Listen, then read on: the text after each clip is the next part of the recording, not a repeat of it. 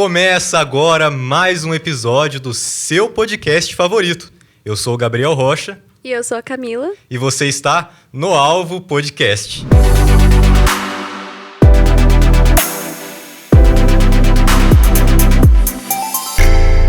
Gente, estamos aqui com um casal maravilhoso. Eles são casados há 11 anos e 10 meses. São pais do José Pedro, da Ana Laura e do Matheus. Ela é engenheira civil, empreendedora, né, na confeitaria há 7 anos. Agora encerrou esse tempo. E o Felipe... Ih, falei o nome. Era pra fazer suspense. Eu não entendo suspense, porque tá na capa do vídeo. Tudo bem. Vamos continuar daqui, vai ficar natural. E o Felipe é médico há quantos anos? 6 anos. Cardiologista há 6 anos, gente. Então, vai ter muita coisa aqui pra gente aprender e absorver da experiência deles. Fica ligado. E hoje, boa noite, Felipe e Thaís. Sejam muito bem-vindos. Boa noite, obrigada. Estamos muito felizes com a presença de vocês, com a gente. É uma honra, inclusive, entrevistar vocês.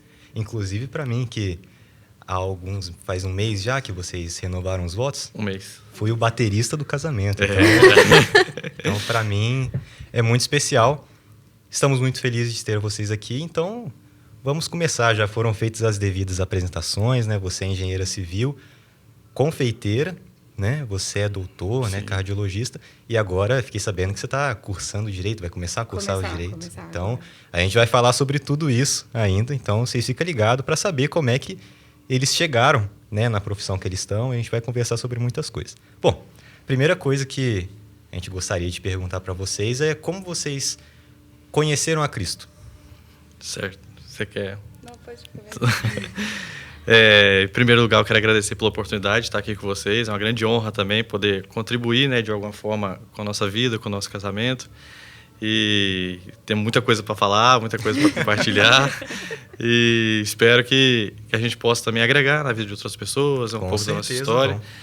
E então, assim, a nossa história assim, de conversão e de conhecimento de Cristo, a caminhada com Cristo, foi uma história que ela se baseou num pontapé inicial que aí foi a conversão da Thaís.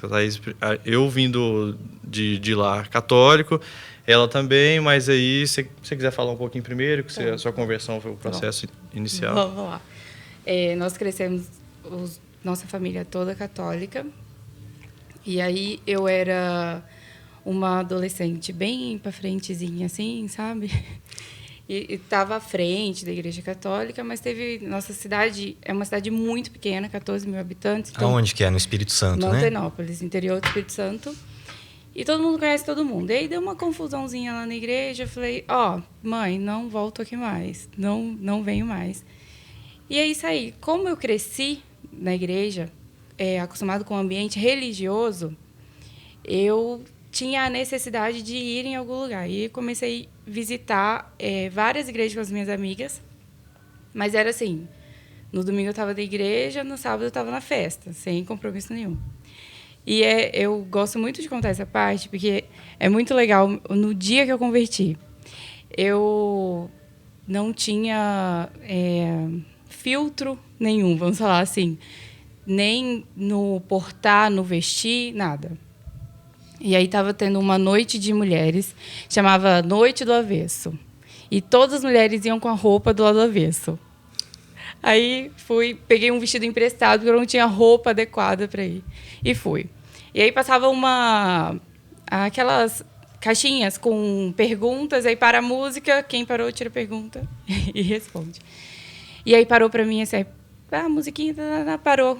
Eu falei, poxa vida. Aí peguei, tirei a pergunta, aí eu olhei para todo mundo, falei, meu Deus. Isso numa igreja? Numa igreja, Batista Renovação. Daí a pergunta era assim, para uma mulher ser sexy, ela precisa ser vulgar? Nossa. Falei, não. Só que todo mundo respondia e continuava. Aí a moça virou pra mim e falou assim, por quê? Era a primeira vez que você tinha ido? Não, eu já tinha ido algumas vezes, mas assim, né? Não tava acostumado com essa... Daí eu não sei o que eu respondi. Eu sei que eu saí de lá com tanta vergonha de mim mesma. Eu cheguei em casa, eu doei praticamente todo o meu guarda-roupa. Eu fiquei com calça jeans e camiseta. E eu falei, eu não quero ser essa pessoa mais. E a partir daí comecei a ter... Eu entendi que eu sempre sonhei em casar, ter filhos, ter uma família. Venho de uma família muito disfuncional e eu não queria aquilo para mim. E a forma como eu me movimentava, eu não estava me portando como uma mulher de honra. E eu queria ser honrada. E aí, naquele momento, eu entendi que aquele não era o caminho. Ou eu mudava a minha caminhada, ou eu não ia colher aquilo que eu desejava colher no futuro. E, a partir daí, eu mudei completamente. Eu decidi resgatar todos os valores que eu perdi ou outros que eu nem conheci por conta do contexto que eu vivia. Mudei completamente, tinha um relacionamento muito difícil com meu pai. Decidi resgatar. Naquele momento, meu pai não mudou, mas eu entendi que quem tinha conhecido Cristo era eu, então eu precisava mudar. E eu mudei completamente, completamente. Paralelo a isso, essa parte eu gosto muito de falar. Paralelo a isso... Já vai me expor.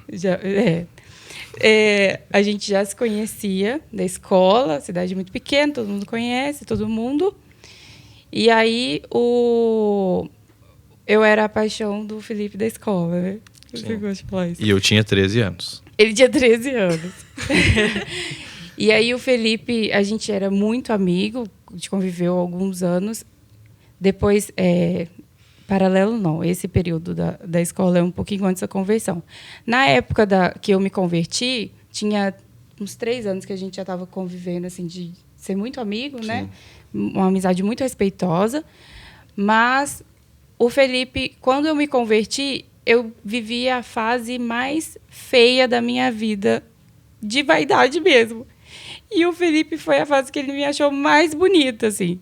Ele até falou no casamento, né, Fê? Sim, porque assim, eu conheci a Thaís desde os 13 anos, só para deixar clara a questão de idade. Eu não comecei a namorar com 13 anos, para deixar claro aqui. Nós éramos amigos. A gente era muito amigo, claro que eu tinha aquela admiração, né? De fato, eu tinha uma paixão de adolescência.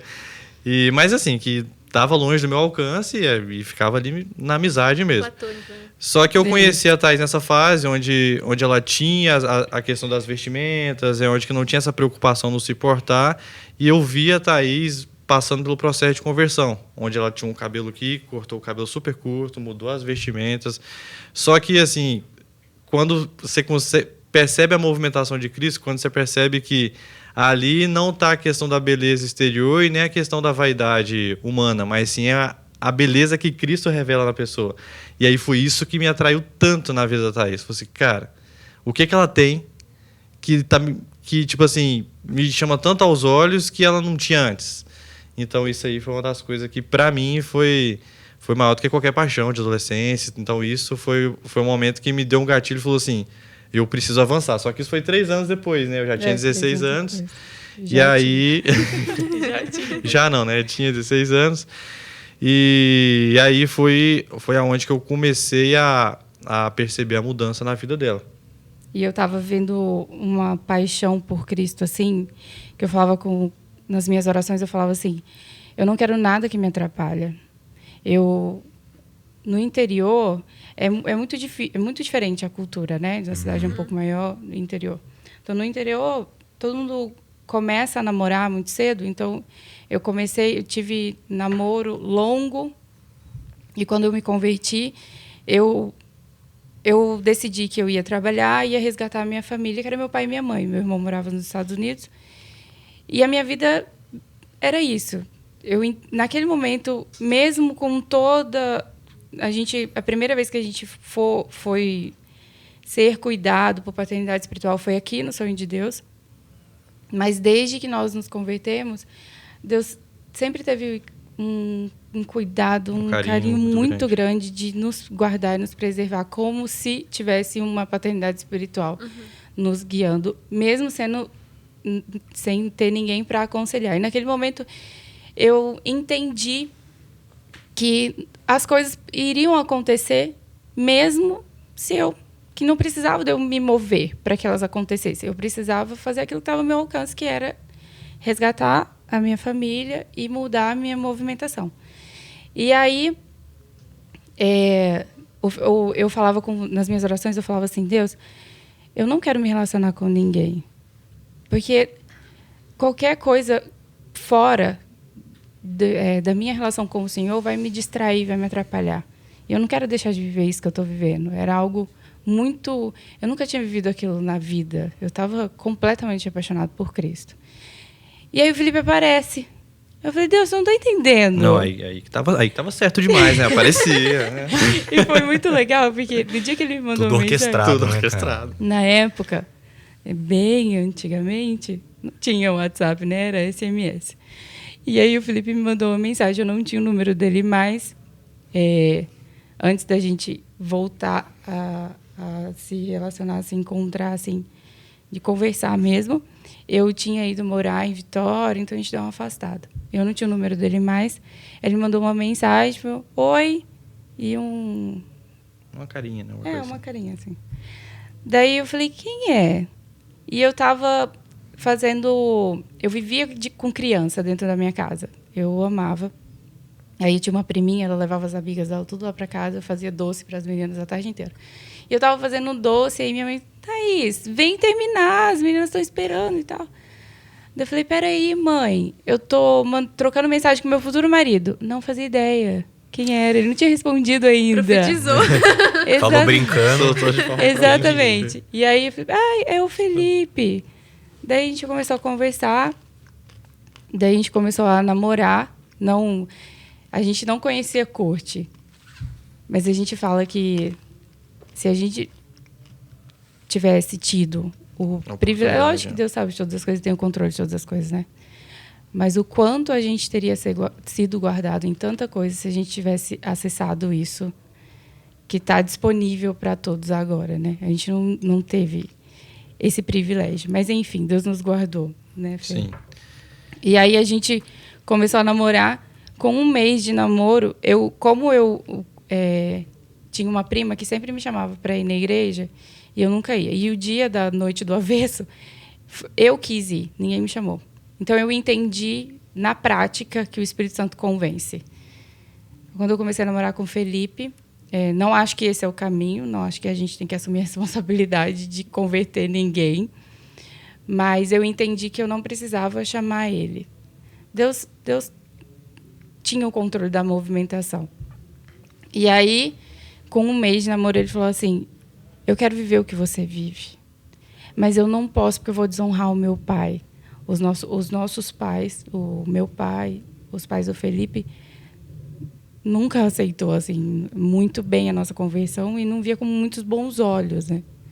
Então, ele falou assim, eu não posso desonrar o meu pai, eu estou sobre a autoridade que está sobre mim, é meu pai, e eu não posso desonrar ele. Mas daí o Felipe a gente começou uma caminhada meio que nas escondidas. Né? Nesse meio, assim, como eu queria viver muito o que a Thaís vivia, mas, assim, querendo ou não, eu não podia chegar e meus pais falaram assim, agora eu sou evangélico, sou crente. Porque, assim, eu também não queria... Eu queria viver muito o que Cristo tinha para mim, eu queria conhecer aquilo que Cristo manifestava através da vida da Thaís, mas, ao mesmo tempo, você fica naquela, poxa, mas eu vou desonrar meu pai, minha mãe... Mas então a gente acabou assim, vamos fazer campanha de oração. Então a gente entrou bem religioso, numa questão assim, que é para geração, jejum. E aí a Thaís me deu uma Bíblia de presente, então eu comecei a mergulhar na Bíblia. A gente lia, era por telefone. Nosso namoro foi toda a distância, então a gente lia a Bíblia por telefone, orava por telefone. Você morava em Vitória. Eu morava em Mantenópolis e o Felipe morava em Colatina, que é uma cidade de 120 onde que eu fazia um cursinho preparatório para entrar na faculdade, né? Ele já estava fazendo curso. Então a gente se via assim só fim de semana, então assim, a semana inteira era via mensagem, era TIM 25. Alguém pegou essa época? Ninguém, né? É. Era 25 centavos a ligação. 25 centavos você falava... Se a ligação caísse, aí você pagava mais 25 centavos, porque você tinha que fazer outra ligação. Mas enquanto não caísse... Aí depois de um tempo, ela sempre caía, para você pagar outra ligação. Que roubo. Era assim. Mas aí, nessa trajetória, a gente acabou que foi fortalecendo nossas bases em Cristo. Eu fui entendendo o que de fato era viver próximo de Cristo e foi gerando uma paixão muito grande dentro de mim. A gente começou a namorar em 2010. Quando foi em 2012, assim, eu já frequentava a casa da Thaís até sem ela estar lá, chegava, conversava com o pai dela, com a mãe dela. Aí até que num domingo, até lembro a data, era 20 de fevereiro de 2012. Por volta de 2 horas da tarde, eu estava lá, conversando com meu sogro. Aí chegou um amigo da Thaís, Fernandinho, não sei se ela vai ouvir, mas a gente é grato pela vida dela também por tudo isso. Ela chegou pra Thaís e falou assim: Tata, vamos lá na casa do irmão Zé Rolinha. Eu vou explicar pra vocês. Zé Rolinha era um cristão, um senhor lá de Montanópolis. Da Igreja Assembleia. Ele era da Igreja Assembleia e que, tipo assim, eu acho que ele tinha um ofício de profeta, porque ele soltava algumas palavras, só que o pessoal ia muito na casa dele para orar, para receber palavra, para ter revelação. Aí ela chamou, aí a Thaís falou assim: não, vamos sim. Aí a Thaís falou: você quer ir? Eu falei assim: tô aqui, tô fazendo nada, vamos lá, né? Receber uma oração, o que custa? Aí eu cheguei lá no irmão Zé Rolinha, a porta dele ficava aberta, que o pessoal chegava, ele orava e tudo mais. Aí chegou, aí ele começou a orar, né? Primeiro ele já olhou pra gente, a gente não chegou de mão dada, não falou que era namorado, nada. Ele já olhou e já falou: sua família casa cedo, viu? Falando com o Felipe. Já falou que aí já soltou uma palavra de casamento, fez: o que que esse cara tá arrumando, né? E aí já começou a ficar meio assim. Tinha nem aí passado na faculdade, né? Até que ele começou a orar, orou primeiro pela Fernandinha, depois foi orar pra Thaís. No momento que ele tava orando pra Thaís, eu fui pego pelo Espírito Santo de cabeça para baixo. E começava a chorar. E sabe uma coisa que eu incontrolável, não sei quem que já teve, provavelmente todos aqui já teve essa experiência, né? Aquele primeiro amor, aquela primeira paixão que você chora, você não consegue entender de onde que vem o choro. E no meio dessa choradeira toda, eu comecei a falar em línguas. Aí ele falou assim: opa, soltou umas palavras estranhas aí. Ele falou assim: você enrolou a língua? Eu atrapalhei a oração do irmão Zé Rolim. Ele falou assim: você enrolou a língua aí. Só que eu não conseguia parar. Eu começava a enrolar e falava, e eu tentava falar normal, eu não conseguia. Aí ele virou e esperou chorar. Quando eu terminei de chorar e de parar de falar, ele virou e falou assim: não sei se você entende o que é isso, mas você foi batizado pelo Espírito Santo. Eu vou te fazer essa pergunta, mas eu não sei se cabe. Você quer aceitar Jesus? Ele não tinha aceitado ainda. Eu não tinha aceitado. Só que quando nosso entendimento era protocolar: você aceita Jesus, talvez você se batiza, depois você recebe o batismo do Espírito Santo. E para mim aquilo ali foi uma demonstração de Cristo, de tanto amor comigo, que ele falou assim: eu entendi que ele me batizou primeiro com o Espírito Santo para depois eu ter a oportunidade de aceitar ele. Ele não cumpre as regras então, da religião, eu falei assim, cara, né? comigo, eu falei assim: eu não tenho nem palavras para descrever que amor foi esse. Quando ele me perguntou, eu falei assim: claro. Eu não tenho. E a partir daí as coisas começaram a ficar muito intensas, né, na nossa caminhada com Cristo, né?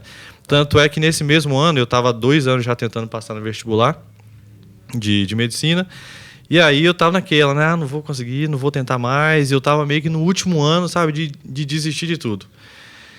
Isso foi em fevereiro de 2012, só para vocês entenderem. Quando foi em julho de 2012, eu passei no vestibular, em Montes Claros. Montes Claros, né? E aí eu fui pro lado pro norte de Minas, comecei a cursar.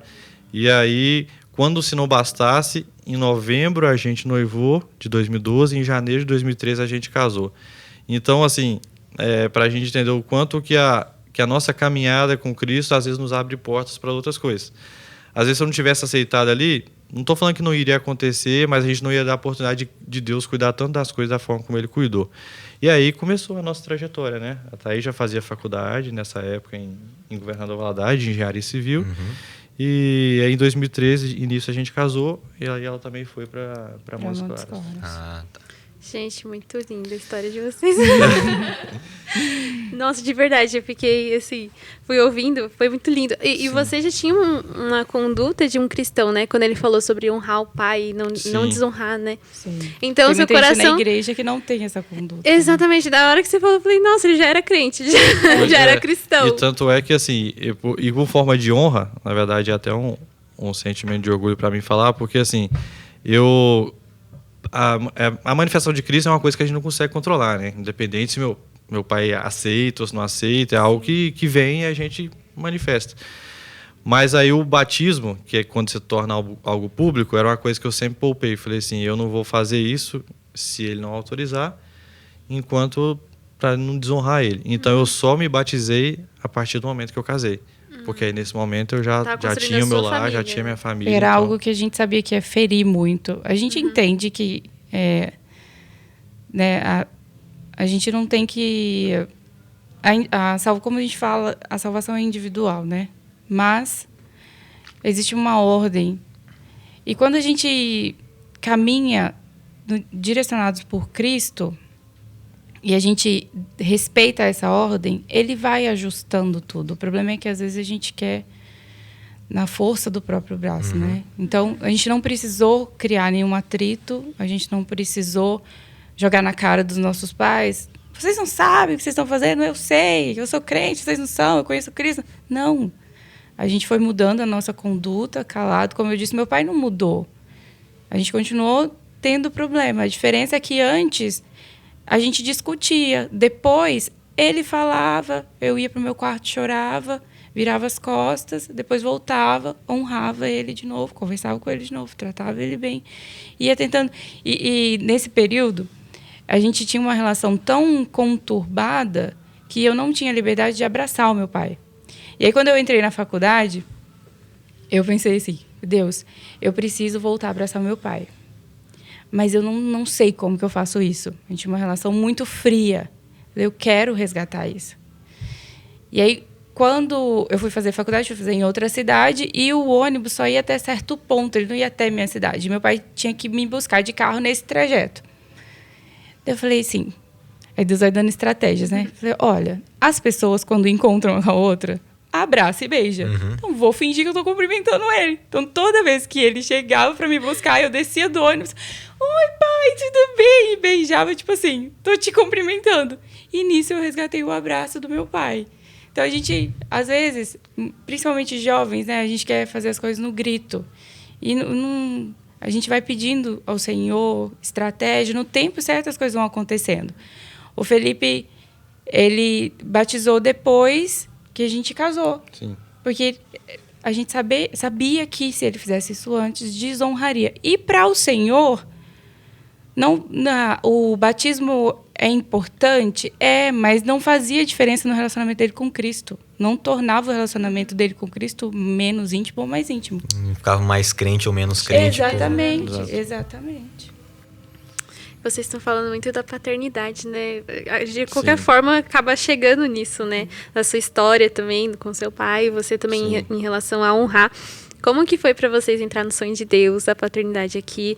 Qual é a relação de vocês com a paternidade? Então, isso que eu quero saber. Vocês fizeram a faculdade lá, você se formou em 2017, 2018, né? No meio de 2018. E aí, vocês vieram para cá, vocês foram para outra cidade, como é que foi? Aí, assim, lá, quando a gente chegou em Montes Claros, a gente começou a construir a nossa história lá de casado, né? Agora já não era eu sozinha, Thaís sozinha, agora a gente já estava junto, numa cidade diferente, não conhecia ninguém, e a gente falou assim, mas aqui é nós dois e Deus, e a gente vai avançar. E nesse trajeto, quem eu conheci na faculdade, Jéssica Carvalho, Jéssica Freitas, que aí, só que... Ela era da sala do Ela Felipe, era da minha turma. E morava no mesmo prédio. E a gente morava na mesma turma, eu conheci ela fechando o portão do condomínio na minha cara, do meu pai, mas isso aí eu vou perdoar, já perdoei. Mas brincadeiras à parte. Não, deixa eu contar a versão dela, coitada. Ela não vai se defender.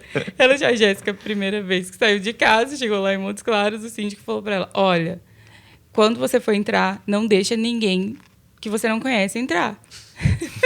Ela foi literal. O Felipe da sala dela, mas eu acho que eles não tinham conhecido. A gente ainda. não se conhecia ainda.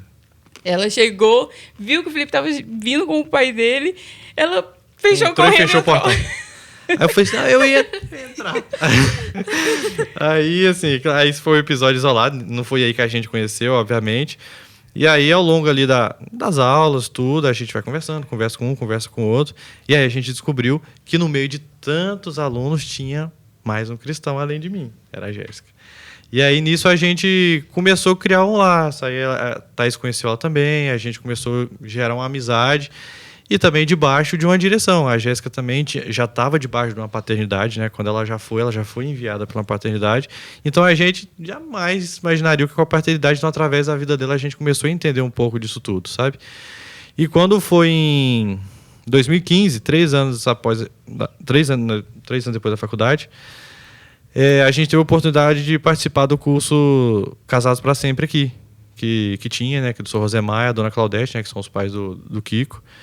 E aí a gente teve essa oportunidade, normalmente é um curso que fazia em 14 semanas, e aí eles falaram assim, não, se vocês quiserem ir, vai em uma semana e a gente faz um intensivão de manhã à tarde, se precisar à noite. Deles. Aí a gente veio. A gente nunca tinha vindo pra cá, a gente veio. A gente já queria muito vir, porque daí a Jéssica já contava, contava como né? era. 2000. A gente 2015. já via o YouTube. Quando a gente chegou, pisou na igreja a primeira vez, em 2015, a gente já conhecia todo mundo, a história de todo mundo. Só que ninguém conhecia a gente, porque a gente já acompanhava, a Jéssica já contava. E até por a gente não ter uma igreja bem definida lá, a gente assistia muito o culto aqui, né? As transmissões. A gente fazia... Porque daí começou a caminhar, a igreja lá era eu, o Felipe e a Jéssica. Isso. A gente caminhava junto. Então a gente até ia em igrejas, né? Frequentava igreja, ia em outra, claro. A gente...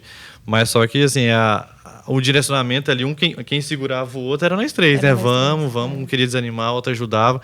Então não tenho palavras para agradecer a Deus por essa amizade que a gente teve com a Jéssica. Isso aí nos abriu muitas portas no mundo espiritual. E através da vida dela, da família dela, isso aí nos revelou algo que a gente nunca tinha visto antes, que foi a paternidade. Quando a gente chegou aqui em 2015, a gente foi impactado. Primeiro, quando a gente chegou, o apóstolo já quis conversar com a gente. Na hora de ir embora, ele pediu para orar, enviando a gente olhou assim... Isso nunca aconteceu antes, né? O que esse cara tá Por que fazendo? ele tá se importando com a gente, né? A gente ficou assim... Eu lembro que um dia antes de ir embora, eu entrei no quarto e fiquei meio que depressiva, assim. Falei, cara, não quero ir embora, eu não quero sair daqui. E a gente veio no meio do ano, a gente lembra muito bem, né? Era mês de férias. E os jovens fizeram todo dia, se eu não me engano, uma semana de adoração. Tinha adoração. Eles colocaram um monte de tapete no meio lá do Templo Maior. E aí colocaram a bateria no meio, o microfone e tudo, e os tapetes em volta. E o pessoal se jogava, deitava e adorava. Uma liberdade, todos os dias, porque não tinha a faculdade, estava todo mundo de férias. Vinha para cá os jovens e a gente caiu aqui nessa semana, desse jeito. Muito Já dá legal. pra fazer de novo, voltar a fazer, né? A gente tem até uma foto da gente sentado em um dos tapetes, porque era um monte de tapete. Cada um foi trazendo um tapete de todas as cores. E aí todo mundo sentado em volta, e aí ficava adorando, não era... Tipo assim, não tinha hora pra acabar, você ficava, aí você orava, você chorava, você ria. E a gente ficava o dia inteiro com a Claudete e seu Josemar, chegava à noite e vinha pra cá. Então foi um intensivaço mesmo que a gente passou. E aí, sim, aí quando a gente volta pra lá, você fala assim, cara... Quase uma conferência. Será que a gente nunca mais vai voltar pra Taubaté, né? Então, mas mesmo assim, como a Jéssica também voltou, a gente continuou a caminhada, até que chegou no ano de 2018, que era o meu ano de término da faculdade, a gente precisaria decidir algumas coisas. Ou a gente voltaria para o Espírito Santo, continuaria em Montes Claros, só que ou viria para Taubaté. Só que aí a gente precisava de Deus, uma resposta concreta. Então eu ia formar em julho, a resposta concreta ela veio em maio, faltando 2 meses para acabar a faculdade. Na verdade, em janeiro, Deus falou comigo, vocês vão para Taubaté, se prepare, eu vou dar a data, o dia e a hora. E a gente começou, e todo mundo achava a gente muito louco, porque a gente não tinha dia para vir, mas a gente estava olhando o preço de mudança, mas para que dia? Ainda não sei. Mas vamos, perto, aí falava perto da formatura. E aí, em maio, Deus falou, a data é tal, e aí nós viemos, eu cheguei aqui em Taubaté grávida de 8 meses do José Pedro. É isso que eu ia perguntar. Nessa época, você hoje, né, a gente falou no começo do podcast, eles têm 3 filhos. Sim. Então, nessa época, em 2019, 2018, você já estava grávida. O nosso planejamento já era, ao final da faculdade, assim que eu formasse, a gente já ter o José Pedro. Então, os 3 foi planejado. E aí, na verdade, a gente achou que quando ele formasse, esperar um tempo para engravidar. Eu falava com Deus assim, tudo foi acontecendo de forma... não exatamente da forma como a gente queria. Então, quando a gente casou, era 2 universitários. A gente eu morava sozinha já, porque eu fazia faculdade, e o Felipe morava sozinho porque ele fazia cursinho. A gente uniu 2 casas de universitários e nós casamos. Nós não fizemos a festa de casamento, por isso nós fizemos a renovação, porque não era algo que nossos pais ficariam muito confortáveis, então a gente optou por casar só no civil na época. E a gente foi caminhando assim. E aí eu falava com Deus, quando eu for engravidar, pelo menos quando eu engravidar, eu quero fazer do meu jeito. Porque até agora eu não consegui, eu fiz do jeito que deu. Aí um ano antes do Felipe formar. Então, na minha cabeça, o Felipe forma, a gente espera um tempo e eu engravido, aí eu faço do meu jeito. Um ano antes do Felipe formar, Deus levanta um profeta e fala pra gente que era tempo de gerar. E aí o Felipe falou assim, será? E eu, claro! Eu sonhava em ser mãe, eu chorava quando vi uma grávida. Tipo assim, apesar de querer fazer do meu jeito, era algo que eu queria muito ser mãe. E ele falou assim, ai, mas... Falei, Fê, e aí a gente já ouvia o sonho de Deus. Falei, quando a gente ouve uma palavra, a gente precisa caminhar em direção a ela. Então, se a gente não obedecer, a gente não está caminhando em direção a ela. Deus falou para gerar. Tá bom. E aí eu parei, tomava anticoncepcional na época, parei. Com 3 meses eu engravidei. E aí Deus falou, quando ele falou que era para gerar, junto com a... Logo que o profeta falou que era para gerar, ele falou assim, olha, não precisa preocupar. Deus vai te dar tudo do jeito que você quer. Eu falei, tá bom, Deus. E foi assim, foi um cuidado de Deus, assim, da gente estar em casa, precisa fazer a lista, precisa comprar carrinho, berço, não sei o quê, 2 universitários. Assim. Eu tinha formado já, o Felipe estudando. Falei, como que faz? E a gente recebeu uma ligação. O que falta comprar? Falei, falta isso. Eu vou mandar o número do meu cartão, você compra o que está faltando. Era assim. Foi assim. O enxoval do José Pedro veio todo dos Estados Unidos. A minha mãe mora lá, mas eu não tinha como ela mandar. Uma prima que eu nem convivo muito falou, eu tô indo, eu posso levar uma mala para vocês. Quer que eu leve? Falou para minha mãe. Aí minha mãe me liga, tá, estou levando a mala com tudo. Foi assim, sabe? E a gente desfrutou real do cuidado, do favor de Deus em tudo. E aí cheguei aqui, grávida de 8 meses. Com 1 mês, fizemos a mudança toda, com 1 mês, José Pedro nasceu. E aí eu falo que quando a gente chegou, né, a gente sempre cita essa forma de ver as coisas, porque quando a gente chegou parecia que a gente já estava aqui há muitos anos. Então parecia que a gente já era do corpo. A gente não achou nada diferente. Nada diferente. Nada então, tipo assim, cara, eu tô em casa, eu descobri que agora eu tenho um pai e que agora eu vou ter um destino. Então isso aí não tem preço, não tem discussão com Deus. Na nossa primeira, pague, a gente chegou, já marcou um horário com a AP, e a gente sentou com ele, e ele falou assim, AP, a gente não sabe ser filho. E a gente não sabia mesmo, nem naturalmente falando e nem espiritualmente falando. Mas eu não quero abrir mão de nada do que eu tenho direito. Por favor. Eu quero desfrutar de tudo que um filho pode desfrutar. E a gente sempre caminhou dessa forma. A gente, às vezes, via alguma coisa... AP, por que está acontecendo isso? Ou falava com a Jéssica, por que está fazendo isso? Eu quero fazer não sei o quê. Como que eu faço? A gente não queria errar, a gente não queria desagradar o coração do nosso pai. Tanto do apóstolo L, óbvio, de Deus. Uhum. Nossa, gente. Eu fico emocionada. Deixar a gente vai falando. E aí o primeiro filho nasceu quando vocês já estavam aqui. Isso, com 1 mês que a gente morava aqui, o José Pedro nasceu. José Pedro nasceu. Gente, 3 preciosidades, né? 3. O Matheus, a Ana Laura e o José Pedro. O Matheus é mais novinho, falei na ordem errada. Mas eles são demais, assim. São. E como que é pra vocês... A gente tá falando de paternidade, né? Também agora, maternidade. Como que é pra vocês esse caminho, né? Da paternidade e da maternidade? Eu queria falar um pouquinho mais da paternidade. Porque a minha vida, ela é tocada muito, tanto pela omissão quanto pelo cuidado da paternidade depois que a gente chega aqui. Nós chegamos aqui e aí nós fomos sendo ativados, cuidados, curados, alinhados em tudo. Como eu falei, a gente não queria abrir mão. Então, a gente via alguma coisa... Aconteceu isso, o que eu faço? Tô vendo isso, tô sentindo isso. E a gente foi caminhando desde sempre assim. E aí chegou um momento, daí a gente teve a loja, fechou a loja. E depois que a gente fechou a loja, eu vivi muito intenso com Deus, assim. Sabia já da minha questão com meu pai, mas não tinha noção do quanto isso tinha impactado a minha vida, assim, sabe? E aí, Deus começou a me dar algumas direções E eu comecei, poxa, Deus. Como a faculdade de Direito, por exemplo, quando Deus falou para eu fazer Direito, o apóstolo falou assim, o que você está esperando para fazer a faculdade? Eu falei com ele, peraí, EP, vou processar, eu vou fazer, mas calma, depois a gente conversa, depois você me dá detalhe. Chorei 2 semanas, assim, e aí comecei a questionar a Deus. Falei, Deus, mas por que as pessoas saem do 3º ano e fazem faculdade e eu precisei rodar tanto, fazer engenharia civil, abrir uma confeitaria, dar aula de confeitaria, agora o senhor vem falar que é para eu fazer direito, que esse é o meu propósito. E quando ele falou do direito, eu olhava para trás, cara, aquela menininha de 3 anos era isso que ela falava, era nesse ritmo que ela andava, mas ninguém ativou.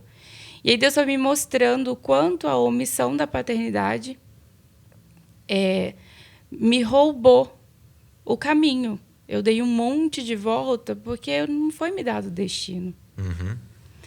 E muita volta, além de eu ter dado por não ter tido... ninguém ter me dado um destino, foi também porque eu não tive limite. Então, a falta de limite não me amadureceu. As voltas, Deus precisou me dar umas voltas para eu amadurecer, para que eu cumprisse o propósito. Uhum. Até que chegou um momento que eu falei, Deus, eu entendi.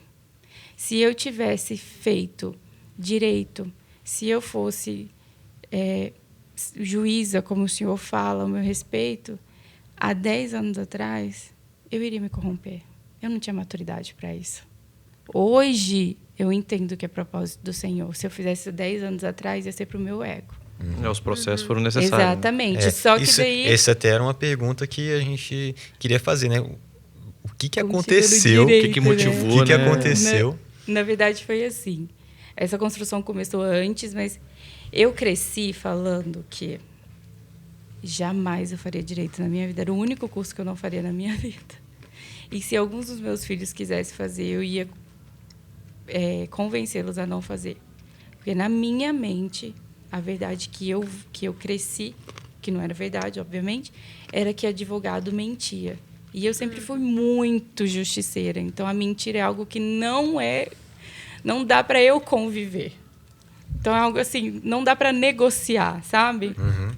E aí você estaria num meio... Exatamente, não dá para conviver.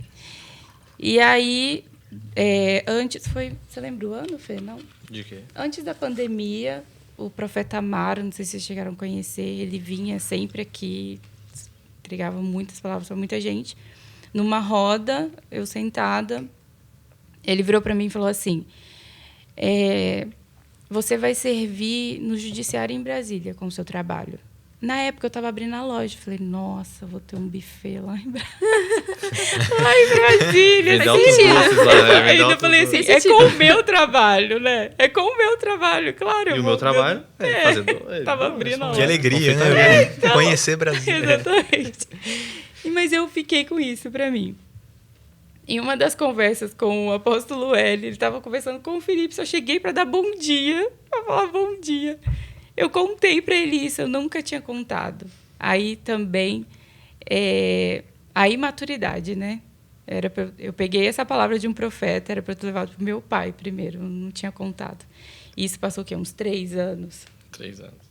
Eu falei com ele, ele virou para mim e falou assim, o que você está esperando para fazer direito? Eu falei, nada a ver. Você está achando que você vai vender coxinha lá em Brasília? Mas assim... eu tava achando, não era isso? Aí eu falei assim, peraí, eu vou processar. Nunca passou pela minha cabeça. Graças a Deus a gente tem isso muito no nosso coração. A gente nunca pensa na possibilidade de obedecer ou não. A gente obedece. O Felipe, com muito mais facilidade que eu preciso dar uma processada.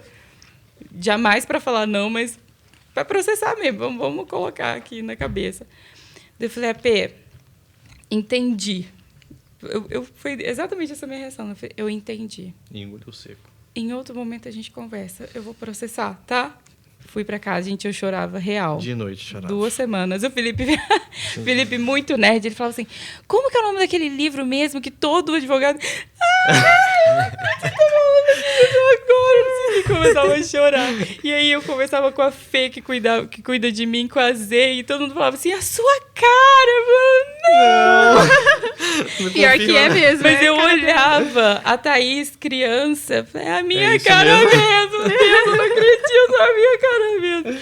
E Deus foi construindo, na época, a Zê ainda me mandou uma mensagem e falou assim, Deus vai fazer com você da mesma forma que foi comigo na política. No início a roupa incomoda, mas depois ela vai ajustando o corpo, sabe? E foi assim, Deus foi construindo no meu coração, fui processando, e ele teve esse cuidado. Ele não precisava, ele é Deus. Ele teve esse cuidado de ir me mostrando, olha, por isso que eu não pedi para você fazer direito antes, por isso que você não foi por esse caminho antes. Ele usou dessa situação também para curar essa questão da paternidade, de fato, porque eu achei que eu já tinha resgatado meu relacionamento com meu pai, já tá ótimo, eu tô curada. Mas tinha um monte de ferida que não tinha sido tocada, e Deus foi colocando tudo para fora, uma por uma, e me curando. O apóstolo com muito amor, com muito cuidado, a Fernanda, a pastora Fernanda, me pegando no colo, literalmente. E aí até que eu olhei assim, Deus, é isso. Mas no início, quando eu aceitei, aí veio outra crise. Mulheres, né, Camila? Eu me sentia Moisés. Aí eu peguei uma lista de coisas para Deus, fui mostrando todas as minhas limitações. Tipo, eu tenho todos os motivos para te falar, não, Deus, olha aqui. Eu não sei fazer isso. Eu não estou preparado, né? Eu não sei falar. Eu não sei. A minha memória é muito ruim, sempre tive muita dificuldade com leitura. Aí até que Deus me deu uma chacoalhada assim. Tá, e o que você vai fazer com essa lista aí? Né? E aí eu comecei a pegar item por item. Todos que estavam ao meu alcance. E de forma intencional, eu falei, eu vou vencer isso. Comecei a vencer todos os meus limites. Aí até que chegou em umas partes, eu falei, agora Deus, essa parte eu não consigo fazer, aí o Senhor faz.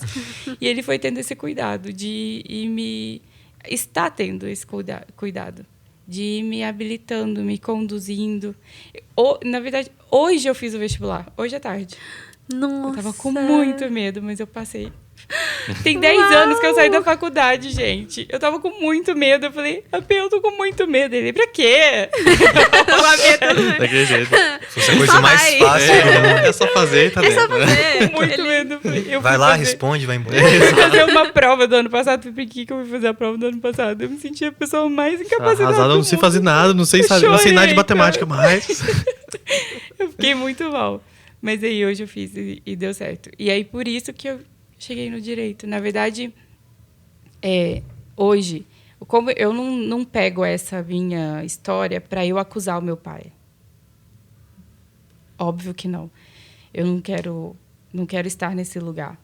Mas eu pego essa história como testemunho para que eu faça diferente na minha casa e para instruir também que as pessoas façam diferente na minha casa, na casa deles. Eu entendo que se eu tivesse sido...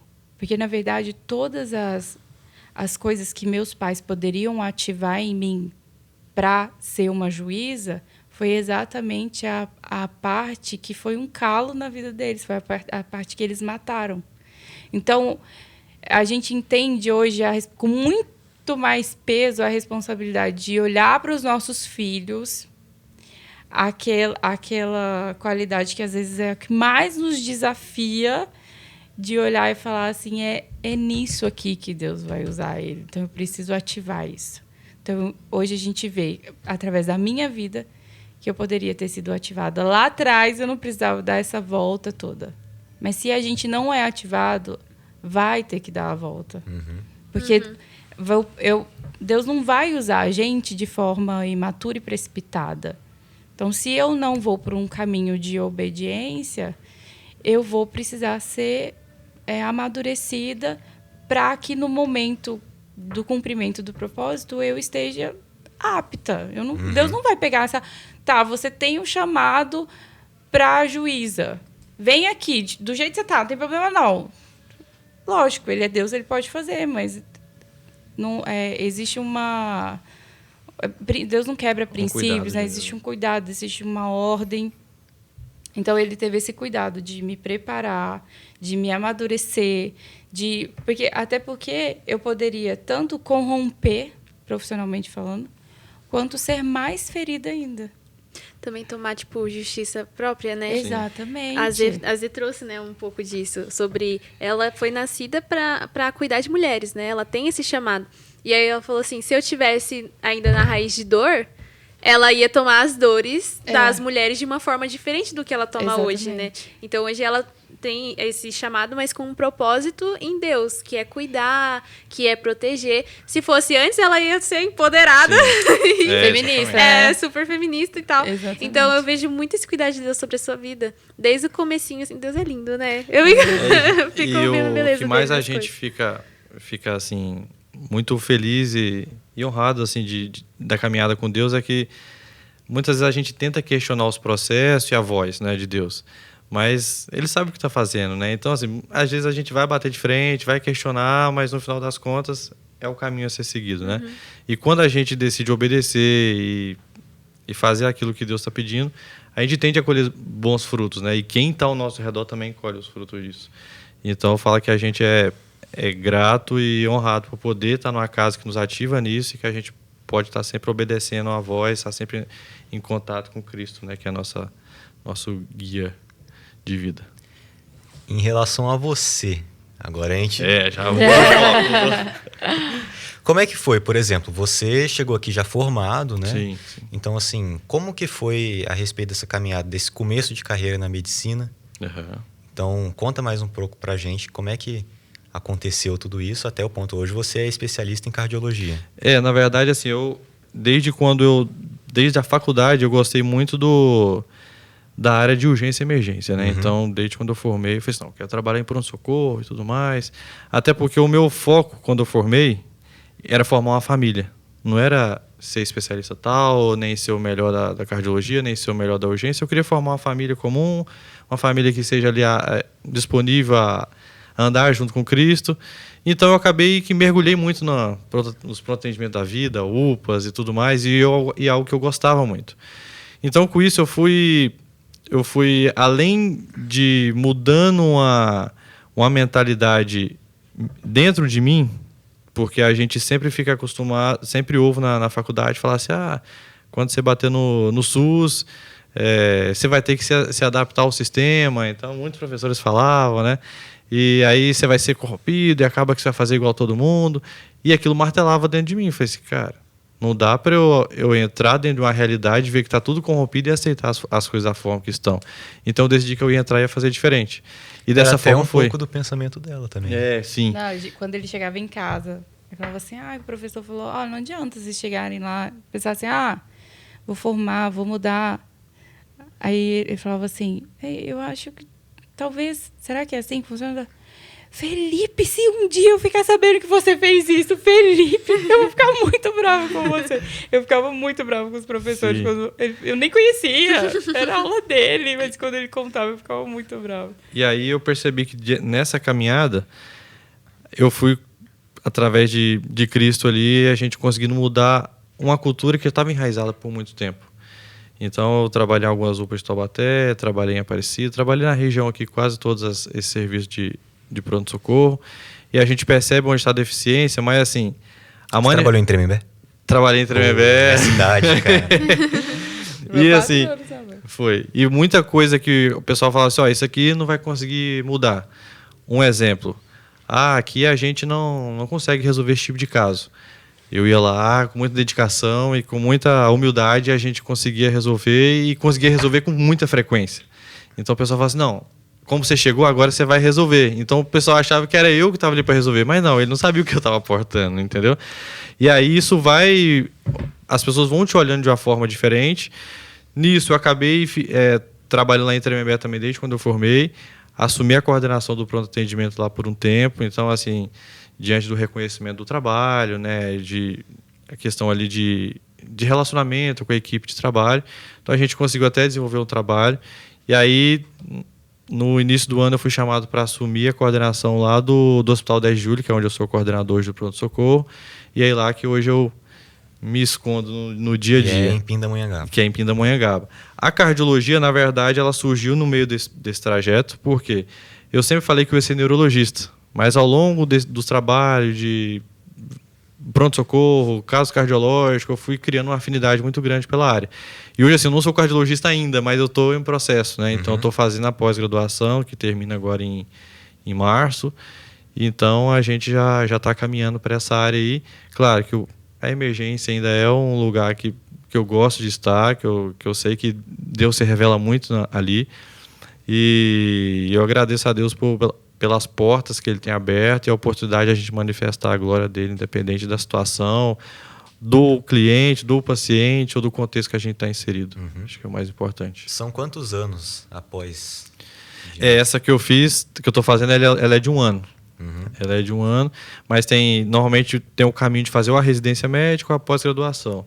A residência médica é algo que, para mim, assim, não ficou como opção, até porque te toma muito tempo, às vezes você tem que estar muito dentro do serviço. Eu, com família, 3 filhos, às vezes não é uma opção tão simples para mim, né? Então, a pós-graduação foi uma ramificação, uma opção que eu busquei e que tem dado certo aí, tem buscado bastante aprendizado na área da cardiologia. Muito bom. Agora vocês contam pra gente como é ser pai e mãe de 3 filhos. Olha, eu posso falar que, tipo assim, antes de tudo é gratificante, né? Quando eu falo que eu sou pai de 3 filhos, na verdade eu falo que até com boca cheia, porque é algo que eu sempre almejei. Uma família grande, uma família que causa impacto onde chega. Literalmente. Onde você chega, você aumenta a densidade populacional. E só que, assim, muito desafiador, né? Ainda mais a gente sabendo hoje, né, o meio que a gente vive, né, com todas essas ideologias que a gente tem percebido, principalmente na área de educação. Então acaba que é desafiador, mas a gente sabe onde a gente está pisando e a gente sabe quem está nos conduzindo diante de tudo isso. Então, apesar do desafio, eu gosto. De alguma forma, também esse desafio que o Felipe falou, do mundo que a gente vive, também é o que mais nos motiva. Eu sempre quis família muito grande. Eu falava que eu ia ter 5 filhos. O Felipe tem 2 irmãs gêmeas, mais nova que ele. Ele falava, só 2? Peraí, vamos conversar. Foi uma mudança de mentalidade. Aí chegou no 3. Mas hoje a gente entende que a gente sabe aquilo que nós portamos e o que nós estamos ensinando para os nossos filhos. E muitos que não fazem ideia nem do que está fazendo no mundo, está gerando. Eu posso gerar uma resposta para essas pessoas. Eu não posso me omitir. Então, ter filhos, para mim, não se trata do que eu quero, do número, é muito mais do que isso, sabe? Os nossos filhos são respostas. E eu tenho convicção daquilo que eu acredito e daquilo que eu estou ensinando para eles. Eu não posso me omitir nisso. Eu não posso simplesmente falar com Deus, porque eu não uso as minhas sementes. Tanto que a gente fala assim, vocês vão ter mais? Eu não sei. Essa resposta não sou eu. Eu acho muito pesado eu definir. Eu falar para Deus, eu não gero mais. Enquanto Deus falar, gera, eu estou gerando. Essa é a forma como nós nos movimentamos. Lógico, tem uma ordem, tem uma organização, né? Não é uma coisa imatura e nem desordenada, mas enquanto muitos estão gerando sem ter noção do que está fazendo, a gente está gerando de forma intencional mesmo. É construir um prédio reto do lado do torto, né? Exatamente, exatamente. E quando a gente sempre busca obedecer a Cristo para Ele nos lançar o mais longe possível, e quando a gente entende que a gente vai longe e que a gente carrega uma flecha na aljava, que a gente pode lançar ela muito mais longe de onde a gente está, vai depender do tanto que eu puxo o arco. Então, quanto mais eu puxar, mais longe eu vou lançar eles. Eu tenho certeza que eles vão fazer muito mais daquilo que a gente tem feito, tem construído. Então, o legado da paternidade biológica e espiritual também fica nisso, né? Que a gente tem que criar uma visão de lançamento e de impulsionamento, sendo plataforma para que eles decolem e voem alto. Mas só para complementar, igual o Felipe falou, é bem desafiador, sabe? A gente também não está romantizando a maternidade e a paternidade. É desafiadora. Mas eu falo que tem situações que eu só aprendi, eu só fui curada, eu só fui amadurecida porque eu tive filho. Então, os desafios, os processos é que vai moldando, vai mudando a gente, né? Por mais desafiador que seja, é um lugar de cura muito grande. O Kiko sempre, ele me falou uma vez, né, que o plano de Deus é que a paternidade espiritual e a biológica seja a mesma, né? E vocês contaram toda a história de vocês, a trajetória, e hoje vocês têm essa paternidade, né? Que o plano de Deus original, né? Então, aquilo que vocês viveram atrás serviu, né, muito pro conhecimento de vocês, tudo, a história de vocês é linda, Deus usou isso, então... Mas aquilo que vocês vivem hoje é o plano de Deus, né? Tipo, é uma coisa muito linda. Eu tô inspirada. É a primeira vez que eu olho para mim e consigo ver aquilo que Deus vê, sabe? Uhum. É a primeira vez que a gente vê que, de fato, é muito legal esse processo que eu tô vivendo, porque às vezes eu olho, vejo alguma habilidade e eu sempre tive isso. Como eu nunca percebi, mas o meu contexto havia me roubado. E por muito tempo eu questionei. Mas Deus, por que eu tinha que passar por isso? Deus... Hoje eu já entendo que é um testemunho, sabe? Muitas pessoas passam ou já passaram por coisas iguais e eu posso ser resposta para essas pessoas. Eu posso virar para elas e falar, olha a minha vida, olha, eu passei por isso e agora eu vivo isso. Então, às vezes a gente questiona, né, as dores, mas...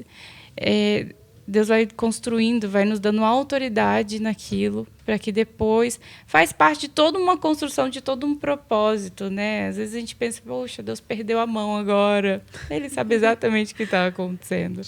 Sim, e se vocês chegaram até aqui, né? Imagina os filhos de vocês, onde vão chegar, né? Tipo, muito mais além. Eu tô curiosa pra saber. Pra quem não sabe, eu sou professora deles. Então, eu tô muito curiosa pra saber. Porque eles têm, assim... Eu admiro demais os filhos de vocês, né? Eu tenho meu coração, os três. Olha, diante desse assunto e todos os outros falados, eu quero saber se a plateia tem alguma pergunta. Então... Puxa o microfone aí, Miguel. Vamos lá. Perguntas da plateia. As perguntas da plateia são difíceis, tá? Ai, meu Deus. As nossas aqui são... Pode consultar o Google, né? Meu nome é Bia e eu tenho uma pergunta para vocês. Vocês falaram que se converteram cedo e casaram cedo também. Como foi para vocês serem um casal cristão e universitários? E viver nesse ambiente universitário tendo um princípio cristão? Pra gente não foi difícil. A gente não negociou. E a gente nunca se tornou mais um. Então, aquela coisa de ser separado, a gente era literalmente separado, assim. Então, a gente não estava... mas a turma tem que me enturmar. Naquele momento, pra gente, não fazia. Não havia essa necessidade, não fazia diferença de estar no meio de todos, mesmo estando num lugar onde a gente não conhecia ninguém. A gente chegou... Quando a gente foi para Montes Claros, as pessoas, os nossos familiares, nossos amigos falavam assim, onde fica? Eu falava, não sei, não faço ideia. É perto de que cidade? Eu não conheço nenhuma cidade lá perto. A gente não conhecia ninguém lá. Então, a gente vivia literalmente separado. Não que não seja difícil, porque em muitos momentos a gente é julgado, né? Às vezes criticado, já fui exposta por professor na frente da sala de aula, assim, mas a gente nunca passou pela nossa cabeça negociar, sabe? E quando a gente tem a convicção de algo, por exemplo, na época que eu casei, eu não tinha muito convivência com os colegas de faculdade, né? E aí eu fui para Mantenópolis, voltei noivo. Depois eu fui de novo em janeiro e voltei casado. Quando eles descobriram que eu estava casado, você é louco! E o pessoal só querendo farra, né? Aquela coisa toda. Mas eles não me conheciam, né? Sempre, você é louco, você casou agora, que não sei o quê. Aí um já virava e falava assim, mas peraí, você é evangélico? Aí eles já começavam a ver que tinha uma coisa diferente. Tem que ter um motivo para ter casado. No segundo período da faculdade, aos 19 anos de idade. Então, assim, a gente de fato é muito julgado. Mas o que eu falo para mim é o seguinte, quando a gente decide, aí esse julgamento a gente acaba que lida bem. Uma coisa assim, a gente nunca se colocou num lugar melhor, porque, eu sou evangélica e vocês não, eu não vou na festa e vocês vão. A gente nunca se colocou nesse lugar. E a gente era separado nas atitudes, nos costumes, mas a gente conversava com todo mundo e havia uma relação de muita admiração. A nossa casa era muito frequentada pelos colegas. A gente quer farra, vai para outro lugar, mas a gente queria sentar para tomar um café. Ia para nossa casa e a gente sentava e a gente conversava. Então, a nossa casa sempre foi um lugar onde todos iam, sabe? Assim. Então, a gente era separado, eles conseguiam separar a gente, via que tinha algo diferente, mas nós não, sabe, a gente não apontava o dedo e a gente tratava todo mundo com muito amor. Eu acho que é aí que a maioria dos jovens, dos cristãos, dos evangélicos, eles erram a mão, sabe? De separar, mas de querer se colocar num lugar melhor. Às vezes, o nosso pecado não está tão exposto quanto o da pessoa. Mas tem pecado tanto quanto ela, né? A diferença é que a gente às vezes consegue enxergar e pedir perdão e buscar em Deus uma mudança e eles vivem na ignorância, né? Mas a gente nunca se colocou nesse lugar de melhor, sabe? A gente convivia com todo mundo. Bem, né? Muito bem, assim. Só que, por exemplo, eles iam fazer... Ia ter um aniversário de alguém. Ia ter gente que bebia, mas eles ficavam num canto lá. Mas era um churrasco, todo mundo, a gente ia, sentava, conversava com todo mundo, depois ia embora. Mas vai ter uma festa, não sei o que e tal. Não, daí já não é um ambiente para mim, entendeu? A gente sabia onde nos cabia e onde poderia gerar algo... poderia gerar confusão, porque a gente entende a responsabilidade das nossas movimentações, não diz só respeito a mim, mas o que eu estou gerando no outro também, né? Eu acho muito estranho quando um cristão, seja ele jovem ou não, quando o cristão chega num lugar e ele se torna mais um. Que Cristo é esse que a gente está manifestando e que a gente não é notado, né? Uhum. Eu acho que tem alguma coisa errada quando a gente consegue se igualar a todo mundo, assim, as pessoas não conseguem ver nada diferente na gente. E isso não diz respeito à roupa, ao vocabulário, misericórdia, glória a Deus, não é isso. Mas as pessoas olharem e falar assim, tem alguma coisa diferente, vida, né? O que é? Daí, quando a gente ouve isso, vai...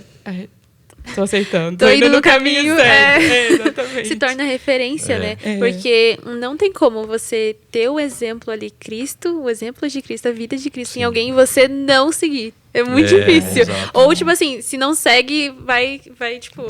Se afasta, né? Então, o ambiente que você tá... Se você tá em um ambiente, tem que ser transformado pelo Cristo que habita em você, né? Exatamente. Em relação a isso, né? Vocês entraram muito na questão do posicionamento. Né, de como se posicionar. Você, Thaís, foi uma das coautoras de um livro, né, inspirado por Roselinda Rocha. E eu gostaria de saber de vocês dois, né, como é a posição do homem e da mulher, né, de acordo com a Bíblia na sociedade, na sociedade de hoje. E o que vocês vivem, né, como homem e mulher, né? Eu vou falar essa parte primeiro, porque assim, eu vim de um lar que os papéis, a gente entende que hoje a gente, debaixo de orientação de Cristo, existe o papel do homem, o papel da mulher. E eu vim de um lar onde os papéis eram distorcidos, vamos dizer assim, onde um executava o papel do outro, o outro executava o papel do um, e aquilo ali, querendo ou não... E lá estava tudo certo. E lá estava tudo certo, para mim estava certo. No meu entendimento, como filho, estava ok, estava funcionando bem como família, mas não era o princípio, não era aquilo que Deus estabeleceu. E quando você vive durante muitos anos debaixo deste ambiente, deste modelo, de forma natural, quando você casa e constrói essa família, você começa a agir da mesma maneira. Então, quando eu casei, eu falo assim, quando eu casei, eu era o homem da casa e resolvia tudo. Tá enganado quem pensa assim, porque eu agia como meu pai agia. Ele E repetia. a forma do meu pai agir, né, na verdade eu repetia, era uma forma passiva, uma forma de não tomar atitude, de não ter voz ativa. Então isso, querendo ou não, para o casamento é muito ruim, até porque gera uma questão de segurança. A gente teve, assim, a gente contou uma história muito bonita, mas os conflitos também existem, né? Então, assim, e são coisas que vão surgindo ao longo do tempo, que se a gente não tiver se não for compreensível com as situações, e eu agradeço a minha esposa por ter muita sabedoria para lidar com tudo isso, e entender de onde que eu vi e como eu estava agindo. Então, eu precisava ter uma mudança de postura, de atitude, e isso foi um processo na minha vida também. Então, hoje a gente fala assim, hoje eu executo meu papel 100%, conforme Deus quer que execute, sendo cabeça da igreja. A gente está num processo, com certeza, muito melhor do que antes, buscando cada vez fazer o melhor, mas entendendo que o que Deus tem preparado para a gente, hoje a gente vive em busca de uma plenitude no casamento, e a gente tem conquistado isso dia após dia, como pais, como esposo, como marido, mas é uma construção que ela não termina, né? Ela é constante, mas hoje com bem menos erros do que em outros tempos. Né? No livro eu falo sobre o feminismo, né? Eu tenho uma paixão por desconstruir o feminismo. Eu entendo que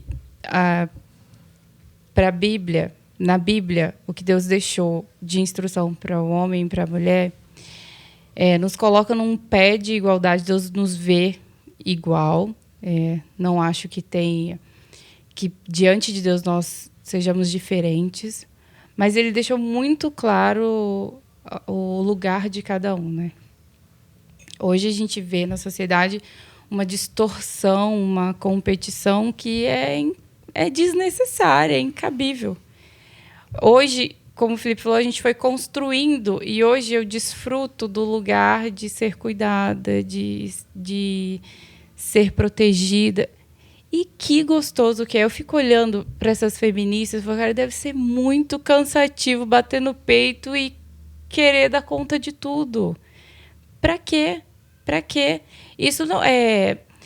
Como eu disse, eu não acho que Deus nos vê de forma desigual. Nós somos completamente iguais diante de Cristo, mas naturalmente, cada um tem a sua habilidade. O homem, ele nasceu com habilidade, com a força. A mulher nasceu com a habilidade de perfumar, de transformar o ambiente. Coloca um homem para conduzir. Chegou em casa, tá um caos. Põe um homem para resolver esse caos. Perigoso, dá mais piorar. Bagunçar junto. Chega a mulher com sabedoria, com amor. Lógico, uma mulher bem posicionada, obviamente, né? Com sabedoria, com amor. Ela perfuma o ambiente, ela muda a atmosfera, ela muda tudo. E isso é algo natural em nós. Você fala assim, mas... a minha tia, ela é forte, não sei o quê. Ela é naturalmente assim ou ela precisou ser assim? A vida condicionou, né? Exatamente. O que realmente está nela e o que foi colocado pelo contexto e pela história dela. Então, diante da Bíblia, acho que nós somos iguais. Mas, perante Deus, nós somos iguais. E não acho que não existe importância maior de um ou outro perante Deus. Nós somos filhos, ponto. Isso é o que nos torna iguais. Mas nossa movimentação é diferente. A nossa movimentação é diferente. E eu costumo falar que, quando eu vou falar sobre o feminismo, nós somos, quando Deus une o homem e a mulher e torna uma só carne, nós nos tornamos um time. E no próprio time, não tem competição. Se houver competição, vai dar ruim. Mas se cada um joga na sua função, se a gente pega um time de futebol, se o zagueiro defende e o atacante ataca, vai dar muito bom. Agora, se o zagueiro inventa de querer ir lá para o ataque, e na hora de defender, se vem uma bola inesperada, como que vai fazer? Se vem um contra-ataque inesperado, como que vai fazer? Então, se cada um está na sua função, está no seu papel com excelência, vai dar muito bom, não pesa para ninguém, e todo mundo consegue, e os dois conseguem desfrutar desse caminhar. Agora, o que a gente mais vê quando as pessoas reclamam É porque tá disfuncional, é porque cada um tá... Hoje a gente vive num tempo de muita competição, né? Muita competição, seja entre amigos, eu acho que o modo internet trouxe isso, né? Uma exibição... Comparação, né? Comparação, exatamente. Então, acaba competindo entre irmãos, entre amigos, marido e mulher. E aí eles deixam de andar juntos, deixam de unir forças para poder cada um puxar por um lado. Eu acho que é aí que está o problema.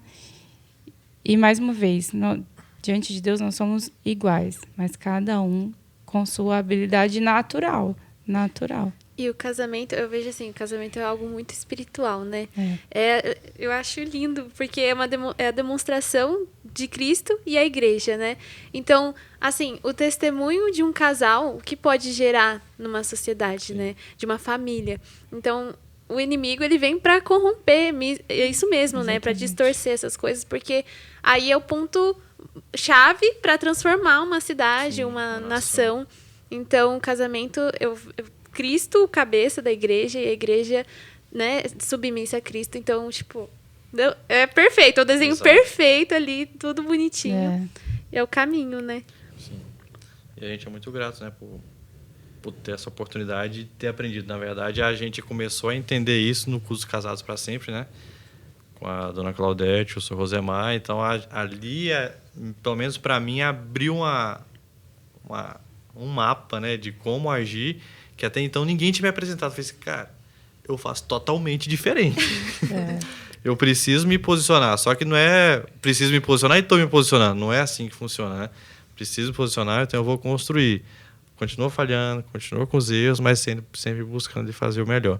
Hoje a gente vai fazer 12 anos de casado, né? E já passou por muita coisa, e durante esse tempo sempre foi um aprendizado, e a gente sempre cada vez entendendo o nosso papel e tentando fazer com excelência, da mesma forma como o modelo original, Cristo como cabeça e a noiva. E o papel do homem é mais difícil, né?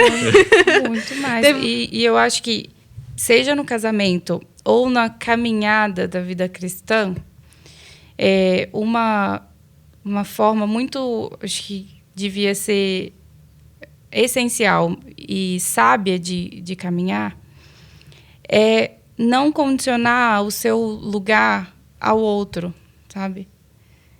A sua obediência a Cristo, ouvir Deus, estar no seu lugar, estar no seu papel, não tem que ser condicionado à atitude do outro. Você faz porque você ama a Deus e não porque o outro faz. Então, você ama a sua mãe e o seu pai porque você ama a Deus e não porque o seu pai te ama também. E isso no casamento. No início do nosso casamento, quando o Felipe entendeu que ele estava movimentando de forma errada, eu já havia entendido. E eu já desfrutava dessa movimentação errada dele, infelizmente. Desfrutava não, né? Não desfrutava, já sofria. Vivia. Exatamente, já sofria. Mas isso não anulava a minha responsabilidade de estar no meu lugar. Então, a minha busca constante com o Senhor de me movimentar de forma sábia como mulher nunca foi dependendo da movimentação do Felipe. Ele aceitou, então agora eu vou aceitar também. Não, eu preciso aceitar sempre. E eu aceito, eu busco ser perfeita porque ele é perfeito, porque Deus é perfeito, e não porque o Felipe é perfeito. A minha movimentação, a minha caminhada, ela é porque eu amo o Senhor. Consequentemente, eu amo meu marido, eu amo as pessoas que estão ao meu lado. Eu acho que é assim que a gente tem que movimentar. O problema é que muitas vezes a gente coloca condição, né? A maioria dos jovens, principalmente quando é alguém que vem para a igreja, e igual era o nosso caso, a família não vem, às vezes vem sozinho, né? Sofre muito isso. E às vezes não sabe o que fazer, mas eu faço a minha parte, ele não faz, mas não está condicionado. Não está condicionado a parte do outro, você só faz o seu papel. Uhum. Esse lugar de querer fazer aquilo que você não nasceu para fazer traz muito peso, né? Traz. E competição, né? Porque, eu vou provar que eu sei fazer o que você faz, só que, tipo, você não precisa provar, você pode fazer aquilo que você é bom. e fazer aquilo que você gera, é bom. e gera feridas, Exatamente. né? Não só nessa questão de... Você gasta tanta energia, né, em algo que... Também, tipo, em relação a talento, ou até mesmo tipo, de ser quem você é. Eu não sou tão, assim, de falar, mas eu tô vencendo isso. E, então, eu sou boa em desenhar, então eu vou fazer aquilo que eu vou desenvolver mais, aquilo que eu sou boa. Eu não preciso competir com o Gabriel, que sabe falar muito melhor que eu. Mentira, isso aí. Quase Então, não falo nada. Tira essa competição, né? Acho que o apóstolo ele sempre fala que a gente não compete entre si, né? Tira essa competição entre si e compete com o povo lá de Exato. fora, né? Então, isso dá mais força, porque cada um cumpre o papel que tem que cumprir e as coisas se encaixam. É uma máquina, né? Exato. Se uma engrenagem for Uma para um lado... engrenagem. Ah, não, agora eu quero fazer... Ou um corpo humano, né? Sim. Que é o médico aqui. O melhor exemplo é o corpo, né? Se a minha mão falar assim, não, agora eu quero ser pé. Vai dar Exato, errado, vai dar entendeu? problema. Vai dar problema. Então, Exatamente. tipo, cada um cumpre essa função naquilo que é Como bom. corpo, né? É, um corpo mesmo de Cristo. Já pegando aí. Exatamente. Bom, dito isso, antes de irmos para o nosso último... como é que fala? Último bloco do nosso podcast, eu quero saber se a plateia tem alguma pergunta. Virgínia, por favor. Gente, a Virgínia é minha convidada hoje. Oi, Seja oi, muito pessoal. bem-vinda, viu, Virgínia? Tá funcionando? Bom, eu sou a Virgínia e eu queria muito perguntar pra vocês como que foi justamente o começo do relacionamento de vocês como casados. Porque vocês eram muito novos, né? E aí eu imagino que vocês devem ter passado por inúmeros desafios. Então eu queria saber como que vocês superaram tudo isso pra continuarem juntos e construir essa história linda.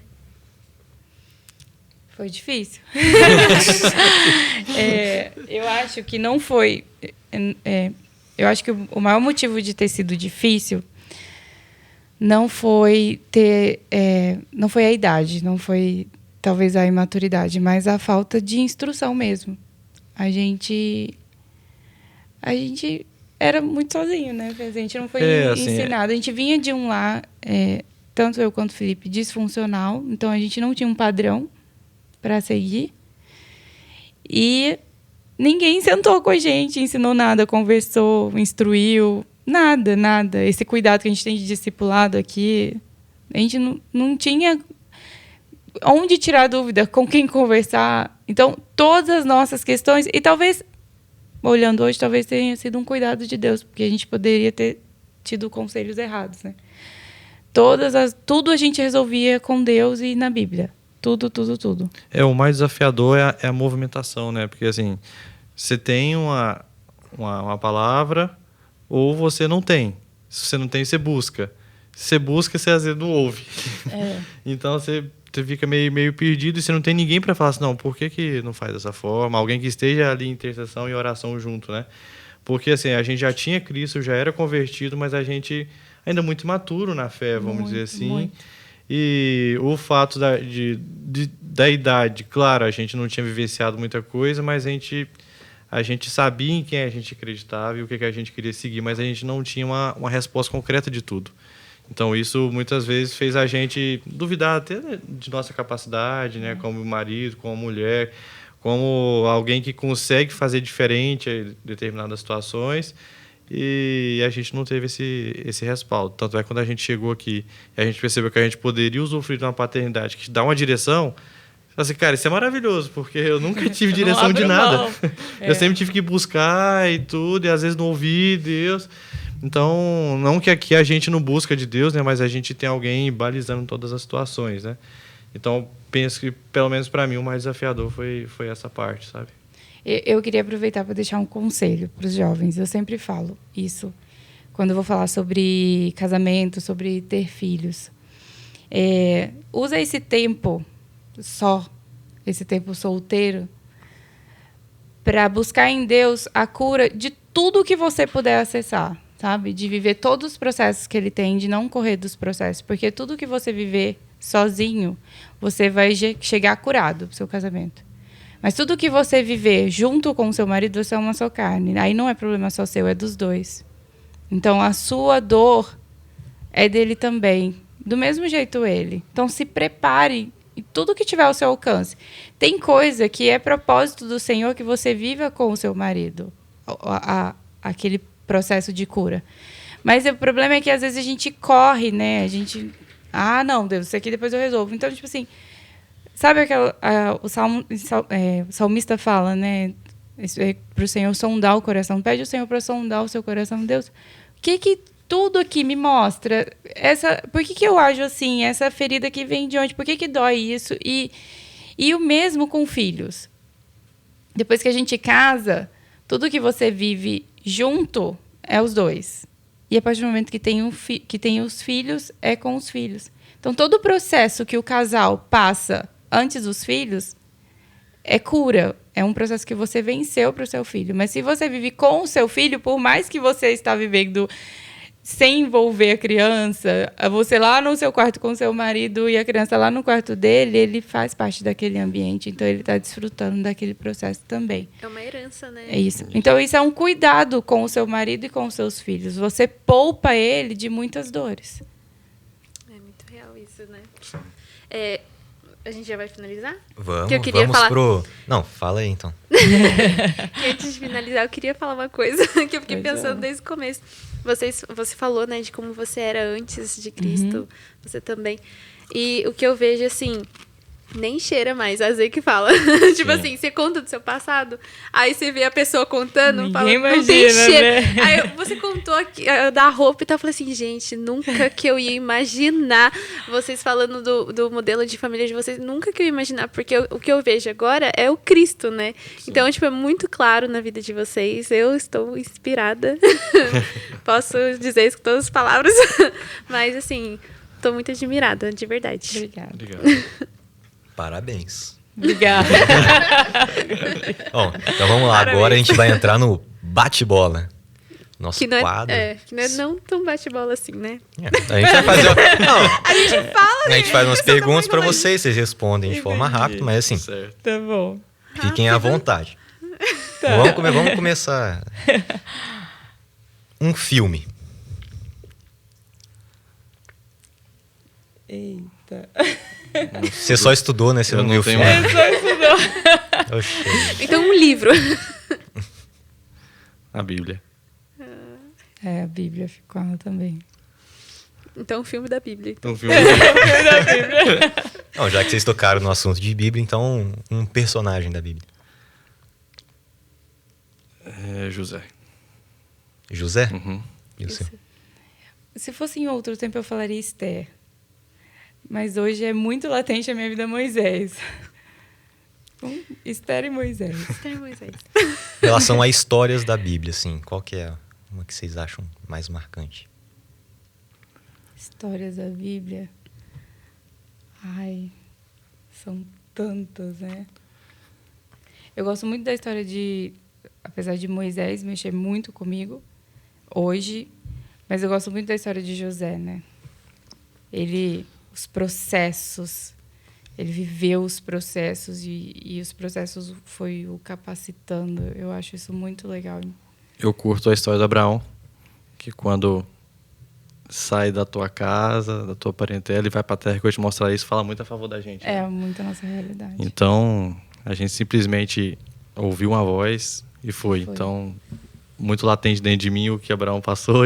Até hoje, muitos não entendem, mas por quê? Nossos pais, toda vez que a gente vai lá visitar, por que vocês não vêm pra cá? Tipo, todo mundo conhece todo mundo. A gente consegue emprego pra você aqui.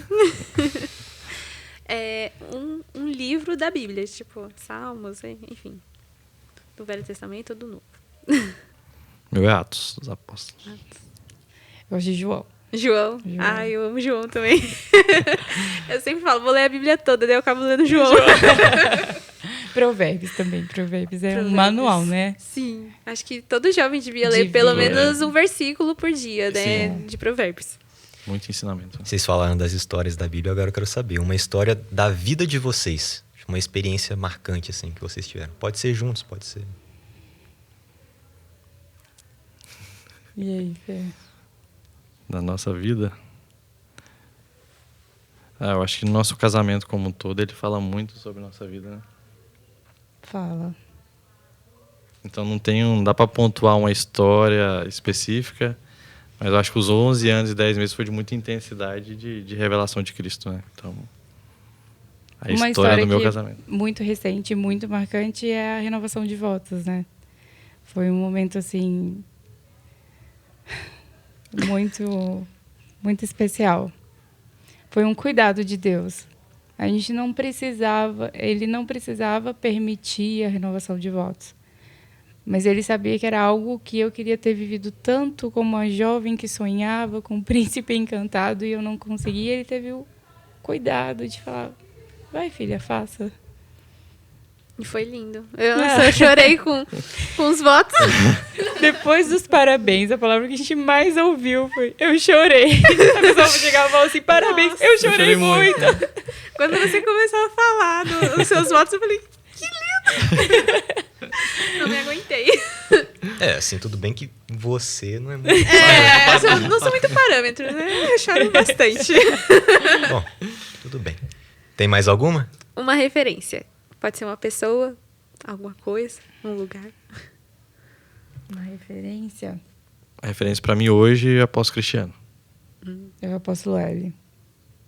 A entrega e a forma como ele lida com os nãos, com as adversidades. Eu preciso dessa mansidão. Sim. Preciso alcançar esse lugar de sabedoria. Eu apóstolo Cristiano porque pela ousadia, né, e pela sensibilidade de ouvir a voz de Cristo e obedecer e estar nos lugares que Deus tem colocado, né? Para mim, pra gente que é cristão, a gente entende que esse é o lugar que Deus chama a gente, né? Para ouvir, para manifestar Ele independente do lugar. E a entrega dele, né? Ela é fora de série. É visível, né? É. Agora, só pra puxar a sardinha. Uma escola. Escola Ser, né?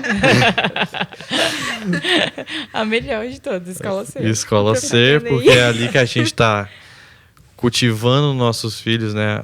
Um ensino baseado em Cristo, né? E é ali onde eles vão aprender boa parte daquilo que Deus vai usar eles ao longo da vida.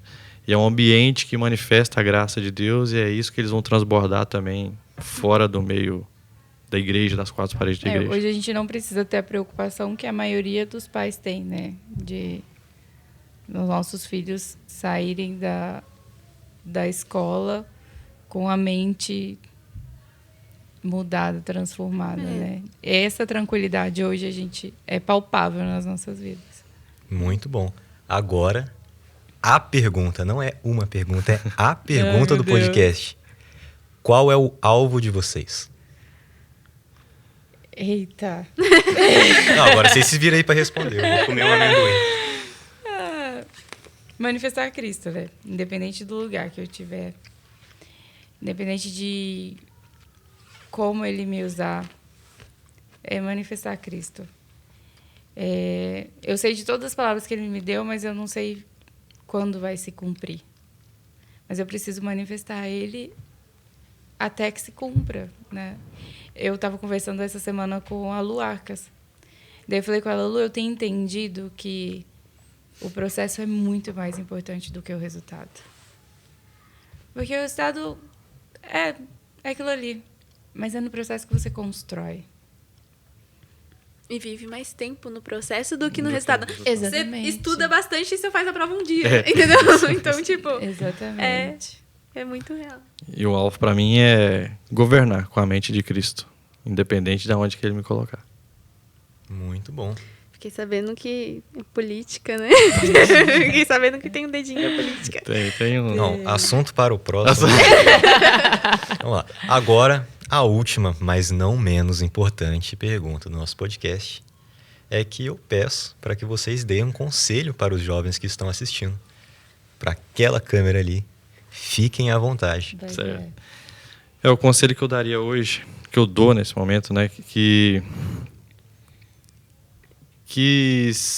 Cristo seja o centro de todas as coisas. Independente da situação, do contexto, independente do que passa na sua cabeça hoje, das dúvidas que são geradas, tendo Cristo como centro de todas as coisas, será revelado aquilo que ele tem preparado para a gente. E quando a gente está na rocha verdadeira que é Cristo, a gente está disposto a obedecer, a cumprir o propósito, e ele vai abrir as portas. Eu tenho vivido desde quando eu comecei a faculdade até hoje, que todas as vezes que eu busquei obedecer e ouvir a voz de Deus, ele me abriu portas, ele me deu a oportunidade de manifestar ele, que é o centro, que é o foco de tudo, né? A gente não faz nada pra gente, mas a gente faz para manifestar ele, que é o centro de tudo. O meu conselho vai um pouco mais profundo. Brincadeira. É algo muito latente na minha vida hoje, algo que eu tenho vivido muito e Deus tem falado com muita precisão no meu coração. Por muito tempo eu usei a minha história, o meu contexto de desculpa para um monte de coisa. Até que Deus virou para mim e falou assim, tá, e agora? A responsabilidade é sua, o que você está fazendo? Então esse é o meu conselho. Tá, o seu pai agiu dessa forma, a sua mãe agiu de outra forma, você não teve certos privilégios, você não pôde viver isso, viver aquilo, mas e agora? O que você está fazendo com aquilo que Deus tem colocado na sua mão? A gente precisa parar de esperar que as coisas, que tenha tudo redondo, sabe? Com tudo do jeito que eu projetei para eu poder sair do lugar. Uma coisa que o Espírito Santo me falou recentemente é: faça com aquilo que está na sua mão. Faça com aquilo que você tem. É aquela frase que a gente ouve, né? Primeiro a gente pisa e depois Deus coloca o chão, né? Então, às vezes você não está vendo o chão, mas Deus só está esperando você levantar o pé para Ele colocar. Então, faça com aquilo que você tem. Muito bom. Gente, queria agradecer vocês por terem aceitado o nosso convite, para vocês estarem aqui, compartilhar a história de vocês. Eu tenho certeza que foi muito edificante para as pessoas que estão assistindo e para nós também, né, que estamos aqui entrevistando. Então, assim, queremos agradecer vocês de verdade e despedir dos nossos queridos telespectadores. Câmera do meio, muito obrigado para você que assistiu, muito obrigado para você que acompanhou essa história. Veja os outros episódios do podcast, do No Alvo Podcast. Temos mais de 15 episódios aí já disponíveis para você. Então, nos vemos na próxima. Até mais. Tchau. Tchau. Tchau.